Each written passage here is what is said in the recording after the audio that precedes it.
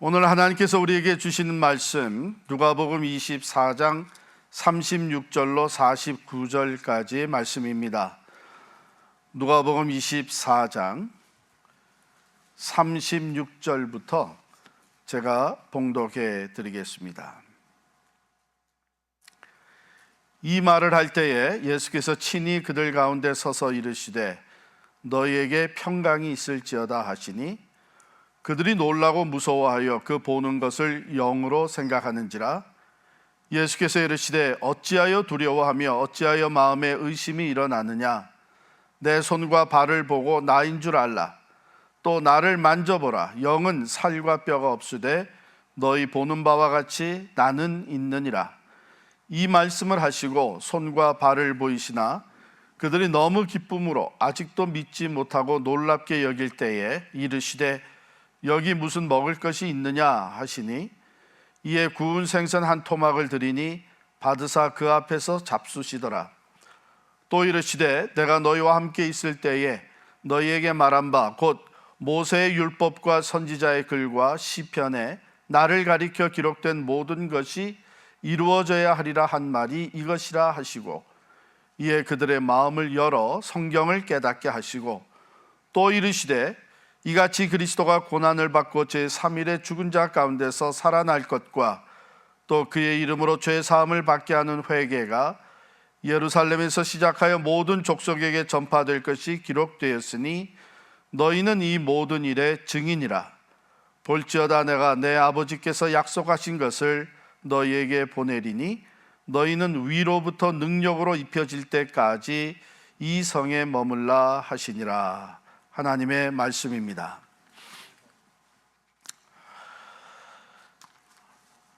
부활주일이 지난 지가 이제 2주, 석주째 됩니다. 2주가 됐죠.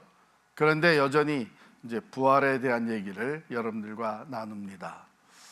왜냐하면 우리들의 삶이 살아가는 매일이 사실은 부활의 능력이 함께하는 나날이기 때문이죠. 오늘 설교를 준비하면서 케이스 스터디 하나를 뽑아왔어요. 인터넷에서 본 글입니다. 잘 들어보세요.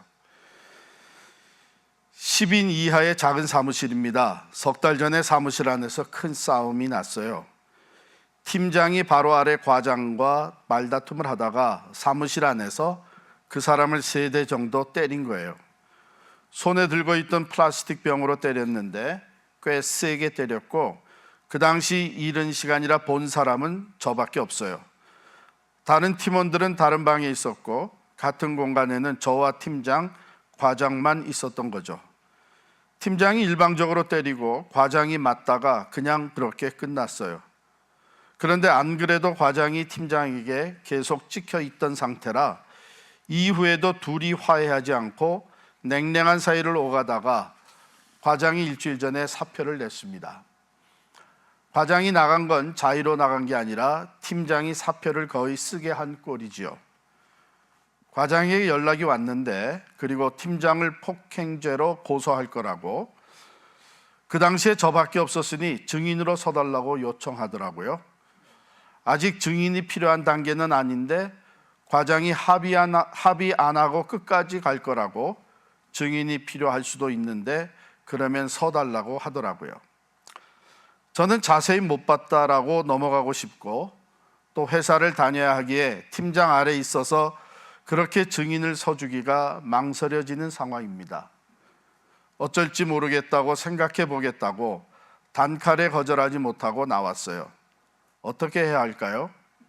사실 과장이랑 친한 편도 아니었고 그렇다고 본 걸 못 봤다고 할 수도 없고 난감합니다.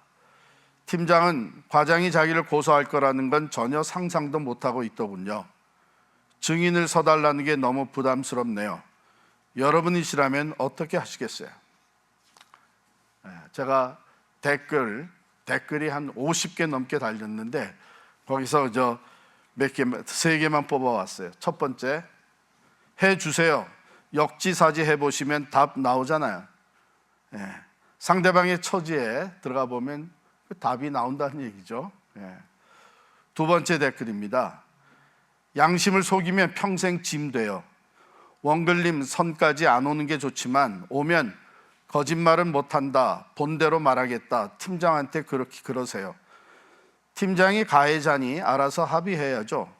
팀장이 원글림에게 거짓 증언 종용하거나 거기에 원글림이 동조하면 둘 다 나쁜 사람이라고 생각해요. 죄송합니다. 이 원글림이라는 것은 글을 먼저 원래 올린 사람을 얘기합니다. 세 번째 댓글이에요. 정말 난감하시겠어요? 사회생활 해보신 분들은 아시겠지만 내가 증인을 서려면 회사 그만둘 각오를 해야 합니다. 증인으로 선다 해도 팀장이 처벌될 거란 확신도 없고 설사 팀장이 처벌되더라도 다른 사람들이 아마 님을 예전처럼 대하지 않을 수도 있어요. 님께서 직장을 관둬도 상관없고 내가 저런 사람들은 감방에 쳐놓고 말 거란 투철한 사명감이 있지 않는 이상 솔직히 저라면 나서지 않겠습니다. 나서지 않더라도 당사자를 제외한 나머지 사람들은 이해할 거예요. 먹고 살아야 하니까요.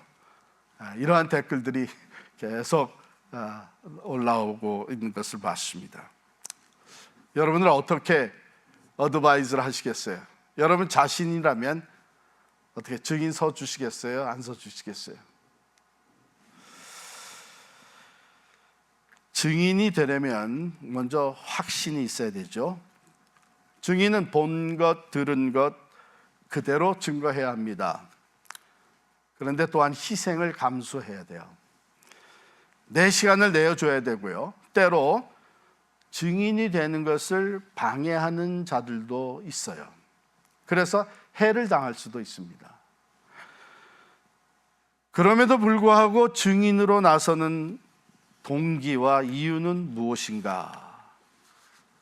생각해 볼 필요가 있는 것이 오늘 본문 말씀 48절에 내려가면 예수님이 이렇게 얘기를 하십니다. 너희는 이 모든 일의 증인이라.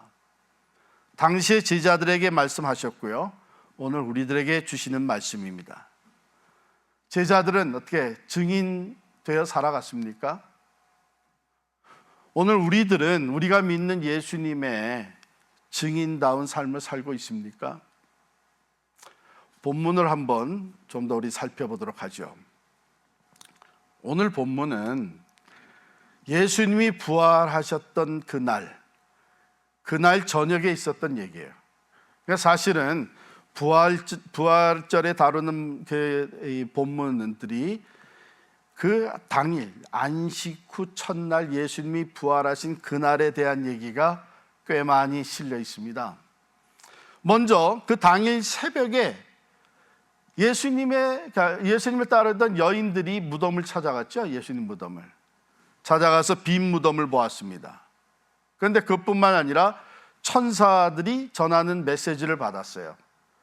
여기 계시지 아니하고 다시 살아나셨다. 놀라운 소식이었죠. 당연히 여인들은 그 메시지를 11사도와 다른 제자들에게 전했습니다. 그런데 사도들은 그것을 믿지 아니했습니다. 그 중에 베드로는 무덤에 달려가서 빈 무덤인 것을 확인하고 놀라워했습니다. 사실 베드로만 간 것이 아니고 요한복음에 보면 베드로와 요한이 같이 갔죠. 그런데 무덤 안에까지 들어가 본 사람은 베드로였습니다. 자, 그 같은 날 그 여인들이 전했던 그 소식을 믿지 않았던 제자들 중에 두 사람이 엠마오로 내려가고 있었습니다. 지난주일에 우리 다뤘던 말씀이죠. 그러다가 그 엠마오 길에서 부활하신 주님을 만났잖아요. 당장에 돌이켜가지고 그 저물어 가는 시간에 곧 예루살렘으로 돌아왔습니다. 그리고 그 11 제자 및 그들과 함께 모였던 곳으로 갔죠. 그 들어갔더니 그 모여있던 제자들이 무슨 얘기를 하고 있었나 하면 주께서 과연 살아나시고 시몬에게 보이셨다, 이런 말들을 나누고 있었어요. 그러니까 이 두 제자도 자기들이 엠마오길에서 만난 예수님을 전했던 것이죠. 우리도 부활하신 예수님을 만났다. 바로 그때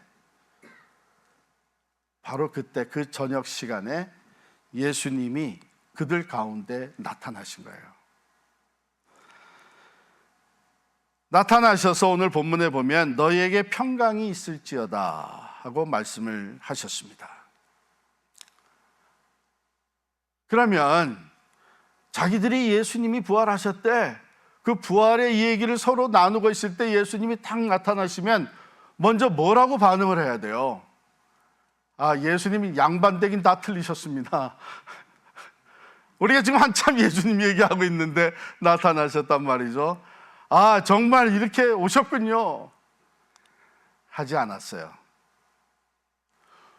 두려워했습니다. 무서워했습니다. 왜냐하면 그 예수님이 고스트인 줄 알았어요.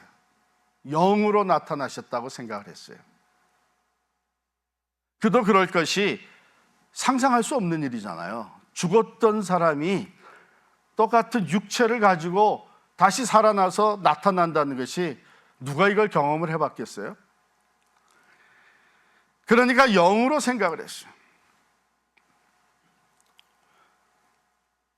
예수님이 살아나셨다고 하는 것을 들어서는 알고 있었지만 실제 모습으로 나타나니까 상상하지 못했던 그들은 오히려 그것을 믿지 않았습니다. 근데 뿐만 아니라 이들이 모여있던 이 자리 있잖아요. 요한복음 20장 19절에 보면 그들이 두려워서 문을 다 닫아 걸고 있었어요. 문이 닫혀 있는데 그 한가운데 예수님이 나타났습니다. 그러니까 자연스럽게 고스트로, 영으로 생각을 한 거죠. 그래서 예수님은 그 두려워하는 제자들에게 그 손과 발을 보여주시면서 직접 나를 만져보라고 하셨어요. 왜요? 영으로 뿐만이 아니라 육체로 다시 살아나신 것을 확인시켜 주시기 원했죠. 자, 그랬더니 제자들이 이번에는 너무 기뻐서 믿지를 못하는 거예요. 여기 본문에 보니까 그들이 너무 기쁨으로 아직도 믿지 못하고 놀랍게 여길 때에, 여러분 그런 경험 있으세요? 현실로 받아들이기에는 너무 신비하고 놀라운 일이기 때문에 꼬집어 보면서 이게 현실인가 믿어지지 않는 그런 상황이었습니다.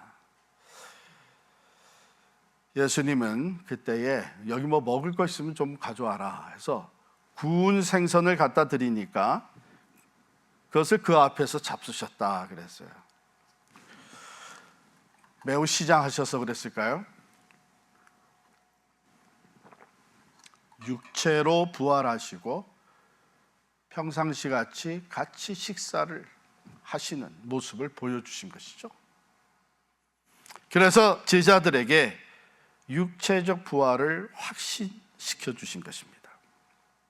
사실은 이 사건은 매우 중요한 사건입니다. 왜냐하면 부활체라는 게 뭐냐 하는 것을 우리에게 알려주신 거예요. 또 이것을 우리가 잘 알아야 되는 이유가 고린도전서 15장 20절에 보면 사도 바울이 이런 말씀을 전해요. 예수님께서, 부활하신 예수님께서 잠자는 자들의 첫 열매가 되셨다. 첫 열매가 되셨다 하면 그 다음에 계속해서 열매가 맺혀지게 되는데 바로 우리들이 그 부활에 동참하게 된다는 얘기입니다. 그러면 우리가 부활할 때에 예수님이 보여주신 그 부활체로 우리도 다시 살아나는 거예요. 그게 어떤 육체입니까? 더 이상 시간과 공간의 제한을 받지 않는 것이죠. 문은 닫혀 있지만 통과할 수 있습니다. 그러면서도 우리가 이 세상에 살 때 하는 것 같이 식사도 하고 교제도 나눕니다. 그러나 시간적으로 더 이상 낡아지거나 또 망가지지가 않는 육체입니다. 영원한 것이죠. 자, 이렇게 함으로써 그 체험적으로 예수님이 다시 사셨다는 것을 보여주시고 확신시켜 주신 주님은 그걸로 끝나지 아니하고 이제는 성경을 풀어주십니다. 이 모든 되어진 일들이 성경에 이미 기록된 대로 성취된 것이라는 것을 그들에게 깨닫게 해주세요. 왜 그러셨을까? 이 체험적인 건 항상 있는 거 아니에요? 예수님은 이제 얼마 안 있다가 승천하실 줄, 더 이상 눈에 안 보이십니다. 그러나 말씀은 그대로 있습니다. 그렇기 때문에 예수님이 더 이상 눈에 안 보여도 더 체험적인 것이 주어지지 않을 때에도 하나님의 말씀을 그대로 믿고 따를 수 있는 믿음을 세워주신 거예요. 그래서 부활하신 예수님, 우리의 죄를 대신해서 십자가에 달려 돌아가신 예수 그리스도가 어떤 분인가 한 것을 자신 있게 전파할 수 있도록 믿음을 세워주신 것이죠. 여기 보면 주님께서 마음을 열사, 45절이죠. 그들의 마음을 열어 성경을 깨닫게 하시고.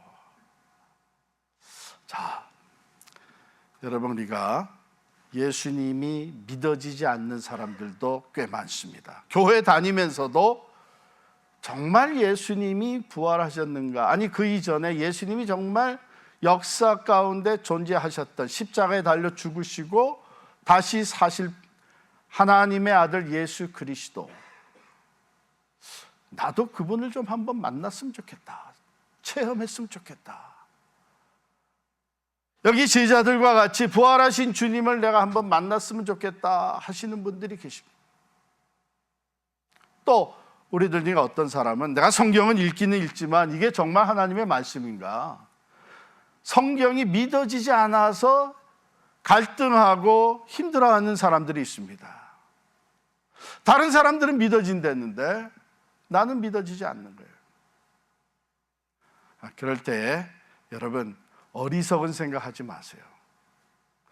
나의 그 한계를 인정해야지, 그것을 인정하지 않으면서 내 논리를 피고 정말 이게 하나님의 말씀이라는 걸 어떻게 믿느냐 이러면서 부정하려고 하고 교만하게 대하지 마세요. 오히려 우리의 한계를 인정해야 되는 것이죠. 이게 믿는다는 것이 내 노력과 내 마음대로 되는 게 아니란 말이에요. 그래서 예수님이 직접 제자들을 찾아와 주셨고 또 성경을 믿게 하시기 위해서 그 마음을 열어주셨다. 마음을 열어 성경을 깨닫게 해주셨다 그랬어요. 우리에게 주시는 메시지가 무엇입니까? 믿어지지 않으면 부탁을 해야죠. 기도를 해야죠. 다른 사람들은 예수 그리스도를 개인적으로 만난 체험을 가지고 있다는데, 주님 나도 좀 만나주세요. 나도 그런 확실한 신앙을 갖고 싶습니다. 다른 사람들은 성경이 믿어진다고 하나님의 말씀으로 마음의 머리로 이해될 뿐만 아니라 마음으로 와 닿아서 그 말씀으로 뜨거워지기도 한다는데, 주님 내 마음도 열어주십시오. 나도 이 하나님의 말씀 그대로 믿고 싶습니다. 여러분, 우리가 그런 기도를 드린다면 주님이 얼마나 기뻐하시겠어요. 절대로 책망하지 않습니다. 넌 아직도 못 믿느냐? 책망하지 않습니다. 오히려 우리가 병도 낫게 해주시고 장사도 잘 되게 해주시고 우리 아이들 좋은 대학에 들어가게 해주시고 건강, 이런 기도하는 것보다 더 기뻐 받으시는 것이 주님 나도 주님 만나고 싶습니다. 하나님의 말씀을 나도 있는 그대로 깨닫고 믿고 싶습니다. 나를 도와주십시오. 그 기도는 얼마나 기쁘시게 받으시겠어요. 이렇게 겸손히 내가 믿음이 없음을 고백하는 것, 내가 확신이 없음을 고백하면서 주님의 도우심을 간구할 때 주님께서는 제자들을 만나주신 것과 같이 우리를 만나주시는 거예요. 하나님의 말씀이 깨달아지고 믿어지게 도와주시는 것입니다. 마음을 여셔서 그의 영 성령으로 우리의 마음을 여시고 우리의 믿음을 세워주십니다. 자, 예수님은 과연 십자가에 달려 돌아가신 후 사흘 후에 살아나셨습니다. 제자들이 이제 그것을 확신하게 되었어요. 깨달아 알게 되었어요. 직접 만남을 통해서 성경 말씀에 그 이미 예언되었던 성취된 것을 이제는 깨닫고 믿게 되었습니다. 그렇다면 예수님의 부활과 함께 예수님이 부활하신 채로 우리를 찾아와 제자들을 찾아 만나줬을 때에 이 제자들은 이제 무엇을 더 알게 됐는가? 이 부활의 사건, 부활하신 주님을 통해서 과연 진리가 거짓보다 강하다는 것을 알게 됐어요. 거짓이 예수님을 십자가에 못 박았습니다. 그런데 예수님이 다시 살아나셨다는 건 뭐예요?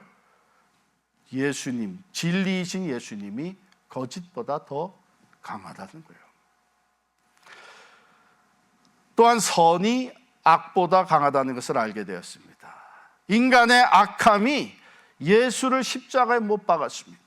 그런데 예수님이 다시 살아나셨습니다. 선하신 예수님이 다시 사셨다는 것은 선이 악보다 강하다는 거예요.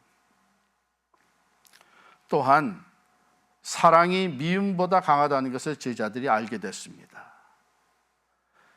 예수를 시기하고 질투하고 증오하던 사람들이 예수를 십자가에 못 박았으나 예수님은 그들의 죄를 사해달라고 기도하시면서 끝까지 사랑하시면서 십자가에 달려 돌아가셨습니다마는 다시 살아나셨습니다. 즉 사랑이신 예수님, 사랑이 미움보다 강하다는 것을 알게 된 것이죠.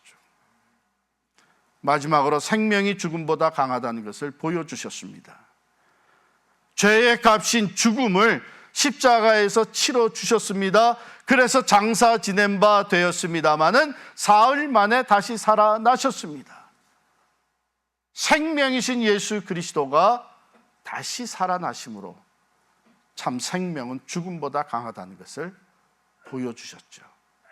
그러므로 예수님을 따르던 제자들은 그저 단순히 예수님이 다시 부활하셨다는 것뿐만 아니라 그의 진리가, 그의 사랑이, 그의 생명이, 그의 선하심이 죽음보다, 거짓보다, 미움보다 강하다고 하는 것을 알게 된 거예요.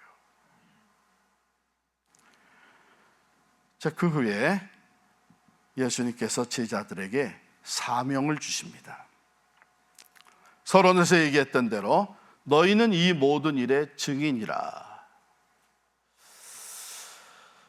바로 예수 그리스도의 산 증인이 되어서 예수 그리스도의 십자가와 그 부활을 증거할 때에 사람들이 자기가 죄인인 것을 깨닫고 죄를 회개하고 예수를 믿음으로 말미암아 구원을 받게 되는 이 놀라운 사명을 주신 거예요. 너희는 이 일의 증인이다. 위대한 사명이죠. 자, 그런데 그러니 이제 빨리 나가서 이 복음을 전해라, 내 증인 역할을 해라 하지 않고 기다려라 그랬어요. 기다려라 그랬어요. 49절입니다. 볼지어다 내가 내 아버지께서 약속하신 것을 너에게 보내리니 너희는 위로부터 능력으로 입혀질 때까지 이 성에 머물라 하시니라 그랬어요. 우리 잘 알잖아요. 이것은 성령을 말하는 거죠. 성령의 강림을 기다려라. 왜 그랬을까요? 우리의 연약함을 아시는 것이죠. 우리의 부족한 것을 아시기 때문이에요. 어떤 것을요? 우리는 알지만 아는 대로 살지를 못하죠. 아는 것과 아는 대로 사는 것과는 우리의 삶에 간격이 있는 것을 우리가 압니다. 고백하지만 고백하는 대로 사는 것이 쉽지 않은 것을 우리는 경험하고 있습니다.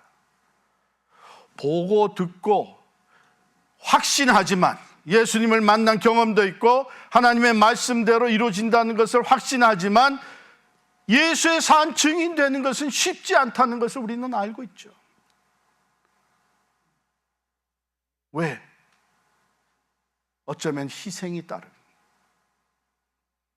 어쩌면 내가 어려움을 당할 수도 있는 거예요. 내가 말을 잘 못한다고 내가 세상 사람들 앞에 부끄러움을 당할 수도 있지 않느냐, 이런 생각들 때문에 알아도 아는 대로 살지 못하고 고백을 하면서도 고백하는 대로 실천하지 못하는 우리들의 모습, 예수님은 다 아시는 것이죠. 한 예를 들어볼까요? 베드로가 그 자리에 있었습니다. 부활하신 주님을 만났습니다. 빈 무덤의 증인이었습니다. 그런데 베드로가 그 모든 것을 다 알고 확신하게 되었지만 그는 다시 갈릴리 호숫가로 나가서 고기를 잡습니다. 옛사람의 모습으로 돌아가는 거예요. 왜? 자기가 부족하기 때문에. 예수님을 3번씩이나 모른다고 부인했으니까 나같이 이렇게 못난 사람이, 부족한 사람이 어떻게 예수의 증인 역할을 할 수 있겠느냐, 내가 말한다고 누가 믿어주겠느냐, 아니 난 자격조차 없는 사람인데, 그러면서 고기 잡으러 다시 갔죠. 그런데 베드로만 간 거 아니거든요. 다른 사도들도 다 갔습니다. 왜? 자기들도 예수님을 버리고 도망했었기 때문에. 이게 예수의 증인 되려니까 내 자신이 먼저 부족하고 부끄러운 거예요. 알면서, 확신을 가지고 있으면서. 오늘 우리들의 삶이 그런 거 아닙니까? 우리가 예수님을 몰라서 전도를 못합니까? 부활의 신앙이 없어서 우리가 증인 역할을 못합니까? 아까 서론에서 여러분께 소개해드렸던 그 케이스 스터디, 제가 댓글을 다 읽어보니까 정확하게 그 댓글들이 둘로 나눠지는 거예요. 당연히 해야 된다, 증인 서줘야 된다, 그래서 공의를 세워야 되고 억울한 일을 당하지 않게 만들어줘야 되고, 그것은 회사 분위기를 바꾸기 위해서도 당연히 해야 된다. 그런 사람 한 사람, 한 부류의 사람. 그러나 또 다른 부류의 얘기는 댓글 쓴 내용은 다양하지만 같은 맥락에, 그 뭐냐 하면 너를 생각해라. 괜히 그런데 관여했다가 어려움 당할 못하고 어리석은 일을 하려고 그러느냐. 잠잠히 있어라. 그냥 난 자세히 못 봤다고 그래라. 뭐 이런 식으로, 즉 먹고 살아야 되지 않냐. 이 둘로 나눠지는 거 제가 이렇게 보니까 그 차이가 뭐냐, 증인이 되어주는 것은 하지 않는 게 좋겠다, 이렇게 얘기한 사람들의 이야기는 다 보면은 그 중심에 누가 있나 하면 내가 있는 거야. 인생이 내가 중심이 아니냐, 너 중심으로 계산하고 판단해라.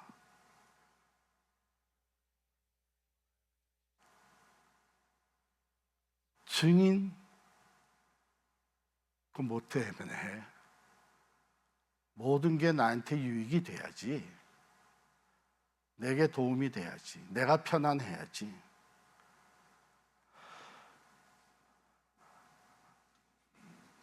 사도 바울은 누구보다도 예수의 산 증인으로 살아간 사람입니다. 근데 사도 바울은 뭐라고 고백을 한가 하면 갈라디아서 2장 20절에 보면 대표적으로 내가 그리스도와 함께 십자가에 못 박혔나니 그런즉 이제는 내가 사는 것이 아니요 내 안에 그리스도께서 사는 것이다. 이제 내가 육체 가운데 사는 것은 나를 사랑하사 나를 위하여 자기 몸을 버리신 하나님의 아들을 믿는 믿음 안에 사는 것이다. 그 중심에 누가 있어요? 예수 그리스도가 있는 거예요. 우리가 내가 전도하지 못하는 이유, 증인, 전도하는 방법이 어떻고 내가 증인되는 삶을 사는 것이 별로 비현실적이고 세상은 다르고 이렇게 여러 가지 익스플레인을 할 수 있겠지만 그 모든 설명과 익스큐즈와 자기 합리화와 정당화시키는 얘기의 중심에는 자기가 있는 거예요. 자기가. 그러나 아까 우리 본 대로 이런 어려운 상황 속에서도 더 어려운 사람을 생각들하고 사랑을 실천하며 한센인 병원까지 찾아가서 구제하는 사람들의 중심에는 예수 그리스도가 있는 거예요. 이런 상황 속에서 나는 어떻게 증인이 될 것인가?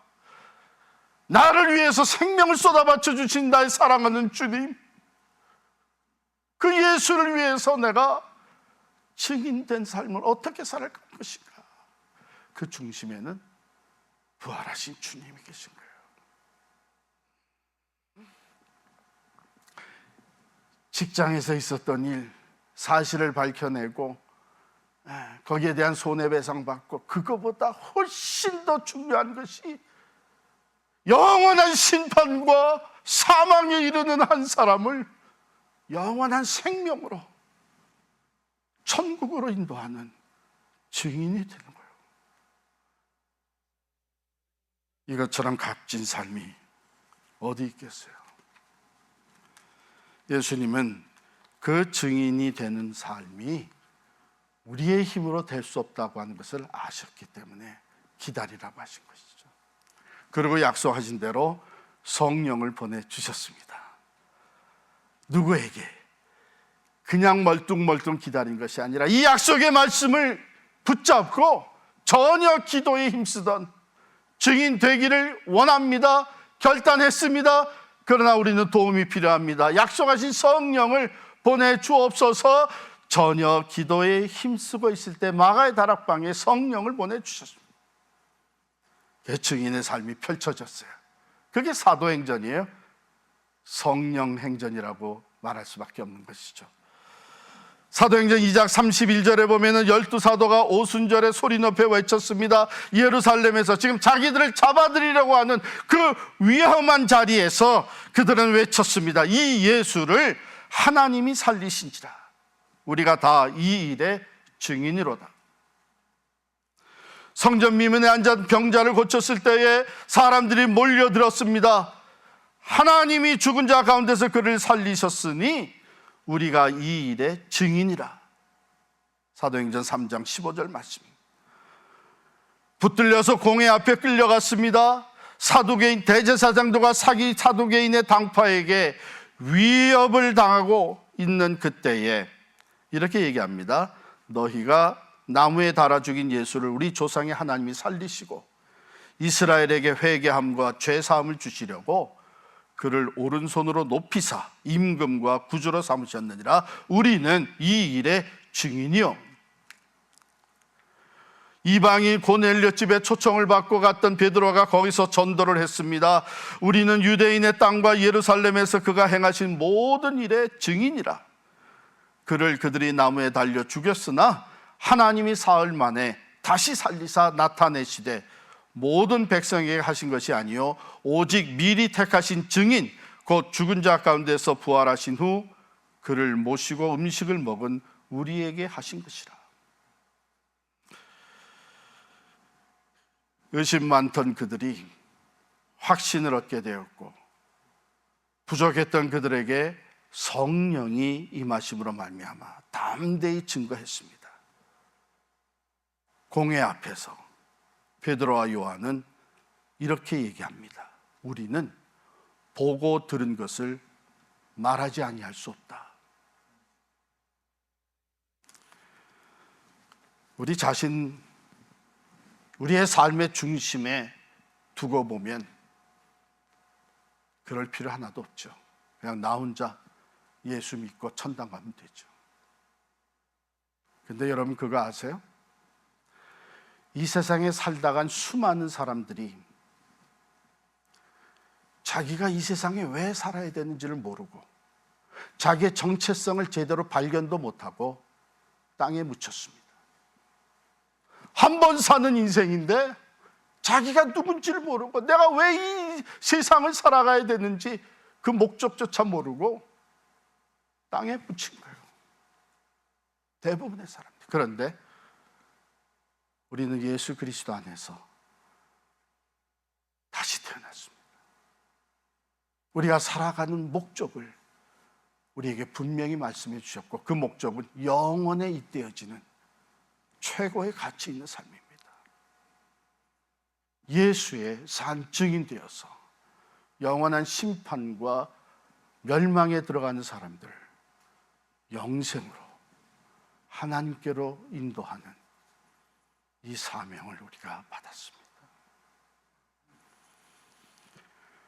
이것은 우리의 힘으로 되는 것이 아니기 때문에 예수님은 성령을 보내주시겠다고 약속을 하셨고, 기도하는 가운데 그 성령이 강림하셨습니다. 내가 못하고 있다면, 내가 못하고 있는 그 부족함, 내가 두려워하고 있는 그것, 내가 걱정하고 있다고 하는 그 사실, 겸손히 솔직하게 얘기해야 되죠. 그걸 정당화시키고 적당히 타협하면서 이대로 살아갈 수는 없죠. 그걸 정당화시키고 타협하는 가운데는 절대로 성령이 임하지 않습니다. 솔직히 나도 내가 뭘 해야 되는지는 알고 있지만, 나도 예수가 어떤 분이시는 것을 믿고 있지만, 나는 용기가 없습니다. 내 삶의 우선순위는 바뀌어져 있습니다. 나는 부족합니다. 날 도와주십시오. 나도 내가 아는 대로, 내가 믿고 고백하는 대로 예수의 산 증인 되어 살다가 주님 앞에 가기를 원합니다. 성령을 내게 보내주시옵소서.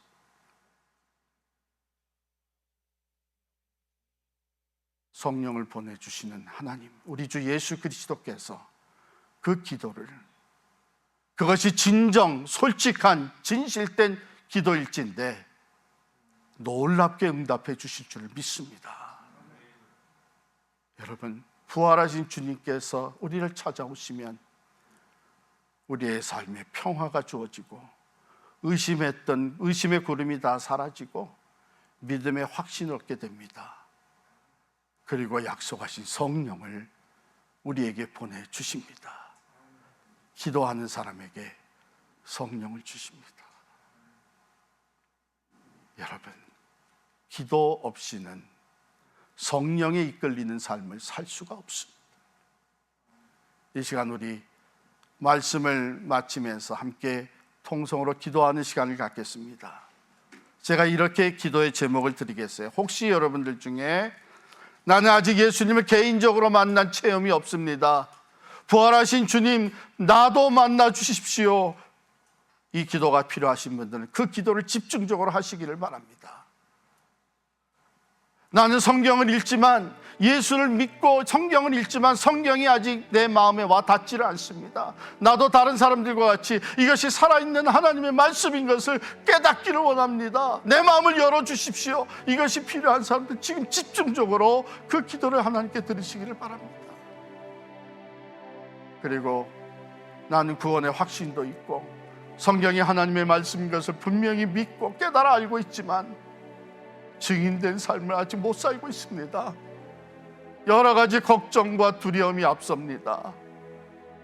나를 불쌍히 여기시고 내게 성령을 보내주시옵소서. 성령으로 충만케 하셔서 나도 내가 아는 대로 예수를 전하고 내가 믿고 고백하는 대로 예수의 증인되어 살 수 있도록 나를 도와주십시오.